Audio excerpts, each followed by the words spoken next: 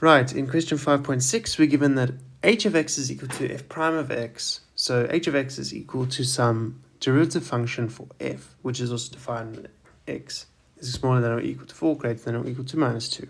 And 5.6.1 says, explain why f has a local minimum. So let's look at this. This is then f prime of x, and f prime of x goes from decreasing, the derivatives go from decreasing to increasing. Okay, so we know that that means that it has a minimum turning point, because if we were to look at some form of graph,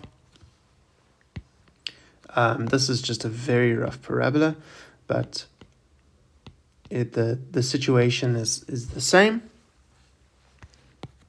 We can see that for a parabola like this with a minimum turning point, remember we're trying to show why it has a local minimum, we will have negative derivatives. So if we were to draw derivatives tangent to this line, the derivatives would be negative, but they would be becoming less negative as we come up to the turning point. Just like this, they're negative, but they become less negative until they become 0 at this minimum turning point. Then from the turning point onwards, they become positive, and then they become more positive, just like this.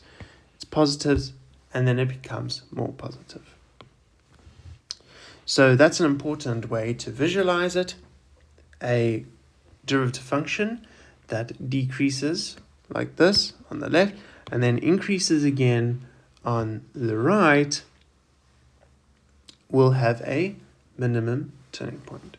So how do we write this in words? Well, h of x is equal to f prime of x, which is smaller than 0 for x, an element of minus 2 to 1, 5. So this point is 1, 5, 0, and you can calculate that quite easily from here. And so f is decreasing on the left, so that f is decreasing on the left. Likewise, h of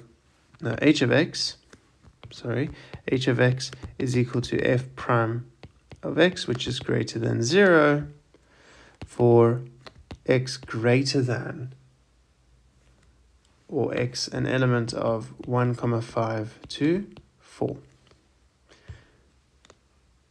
which means that f is increasing on the right. So therefore, as a result of what we've just said, which is basically what I showed you visually in words, f has a minimum turning point. Another way you could do this is to do the second derivative test. So we know that h of x is equal to f prime of x, which means that h prime of x is equal to f double prime of x.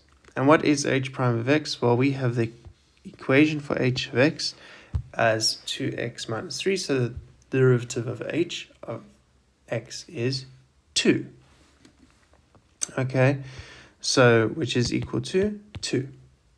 And we know that a positive second derivative gives us a minimum turning point. So the derivative of h prime is constant, it's always 2, which means that f double prime at 3 over 2 is also equal to 2, which is greater than 0. Therefore, minimum by second derivative test.